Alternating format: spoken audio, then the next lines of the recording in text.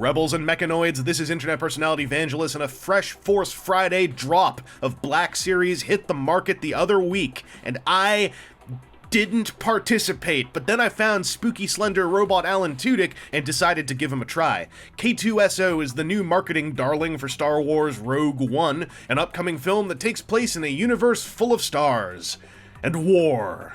This is being recorded well before I'll ever see the film, so bear in mind I have no idea what he actually does other than look real spooky. And going by the publicity stills available to me right now, the sculpt of this figure seems to more or less be spot on.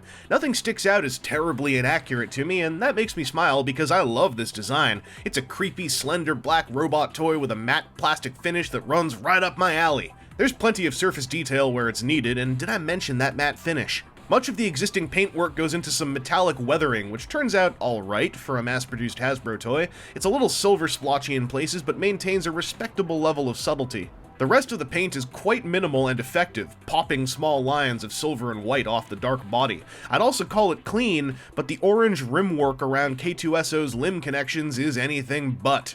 As you can see, one hip's orange looks way more faded than the other on my copy. Not in a weathered or intentional kind of way, so much as a forgot to apply a second coat kind of way. Them's the breaks. Try to spot that stuff through the box window before you buy one. Luckily, the piercing white eyes are clean and solid, and they top off a delightful head sculpt, with a grim skull shape and silver greebly jawline. This guy's got style. And he's also got an interesting materials experiment on his elbows and knees. They're hinged, and while the main hinge pieces are made up of black plastic, the thick pins shot through them are clear plastic. A man at a comic book store told me this was to maintain design accuracy to the film, and it certainly looks cool. Ideally, the clear plastic piece only being the pin and not the entire hinge should alleviate risk of crumbling, but I guess we'll see as time goes on. It feels fine and solid right now. So I've got early adopter confidence. K-2SO's got a ball socket joint at the base of his head. That's great. It's a fantastic ball socket joint. He's also got one at the very bottom of his neck, so he can also do this kind of stuff. This is an excellent setup. He can be all Night at the Roxbury. He can give you funny looking stares. Excellent neck joint. It's a great start to what is some excellent posability, because the shoulders, while they can go forwards and backwards, when they move outwards, like he can go 90 degrees out. I didn't expect this from a Black Series toy with this kind of design, so this was a massively pleasant surprise to me. And then he's got these elbow hinges with the, the clear plastic stuff. They can bend just past 90 on a single hinge. There's a bicep swivel. There's actually a cut swivel above and below the joint, because you can twist his, I guess, like a glove swivel as well. And you can swivel his wrist, and that wrist has a hinge. Only bummer about this hinge, just two bummers. Number one, it's a little bit wiggly right here in the worst place to be wiggly. Number two, his hand sculpt doesn't really work for a lot of poses that would make use of a wrist hinge. It's cool that it's there, don't get me wrong. Then his mid-torso joint, it lets him twist at the quote-unquote waist, but then it also lets him crunch forward like that, lean back like that, and then go from side to side like that as well. This is an excellent mid-torso joint. His hips are simple ball socket joints, and I thought this is where it's all going to fall apart. But no, because I mean, they go forwards and backwards. They can also go like this far out. That's impressive for a single ball socket joint with a design like this, with all this cuppy stuff that should be banging together. A lot of care was taken on this guy. The only thing about these legs is that, like, the thigh is cupped over the hip cup, and if you look inside there, you can see, like, silver painted stuff, and it's pegged down into the thigh. I don't know if that's the thigh swivel or if it's just the plastic being really rubbery. Either way, it's not really necessary, because there is a dedicated cut swivel that is a thigh swivel, basically, right above the knee joint. The knee bends well past 90 degrees on a single hinge, and there's a swivel joint right below it, like on the elbows, which allows the foot to twist left and right, because there is no foot twist. There's only a hinge down here. But look at this hinge!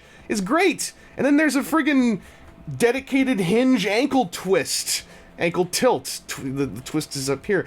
I love the posability on this guy. The knees can even bend backwards if you want to get like super creepy. The elbows can bend the wrong way.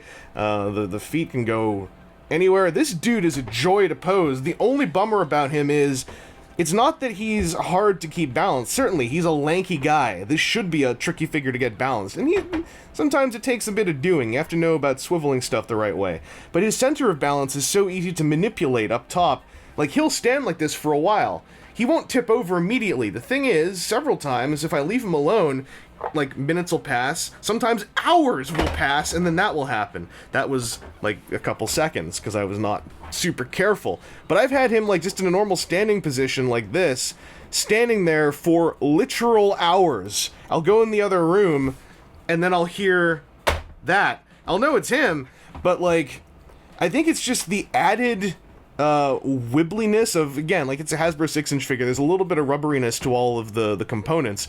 If these joints were somehow even tougher, like palm or something, just something that felt tougher, that would not have any give at all, this guy would be an excellent piece. He's still an excellent piece, but he's also a great case for including a figure stand with these guys. I need to find a figure stand for him. I don't have any for these kind of figures. But what an excellent piece of toy. Like, regardless of being able to stay standing, like, overnight, he's so fun to mess with. This is a really well done piece that, if different materials could have been used in the joints, would have been on par with, like, an import piece, in my opinion. While I did buy a bunch of First Order Black Series figures in the Force Awakens era of the line, Wave 1's Kylo Ren remained more or less the best experience I'd had, and he was the first figure I bought. This time around, I predict that the Rogue One version of that title will belong to K-2SO. He takes the kind of design that I would expect to be terribly flawed in delivery in a Hasbro 6-inch line, and friggin' nails it! The posability and hand feel are pretty damn impressive for the price point and materials, and the matte finish is a lovely sight. I just wish the joints could have felt even more solid. They're good, but on a design like this, the remaining rubber factor causes an exponential balance instability that leaves me constantly lying the figure down, rather than trusting that it'll spend the night standing upright. Don't get me wrong, this guy's on the best end of that kind of critique, and I'm pleased that it's the only reasonable one I can think of. I mean, I'd love posable or alternate hands too, but for his MSRP, that's probably a little out of the question. K-2SO gives me the same warm, satisfying, impressed feeling that Kylo Ren gave me. I'll be surprised to see him topped anytime soon in this line, bearing in mind that my Star Wars action figure tastes often revolve around black color schemes, helmets, and robots. Anyway, this has been internet personality Vangelus, and with my expectation that he's the top of the heap for the foreseeable future, I also really want to call it there as far as buying Rogue One Black Series toys is concerned. Except I heard the Death Trooper is okay, and they are helmeted folks in black armor with skull faces. Maybe just one. Maybe.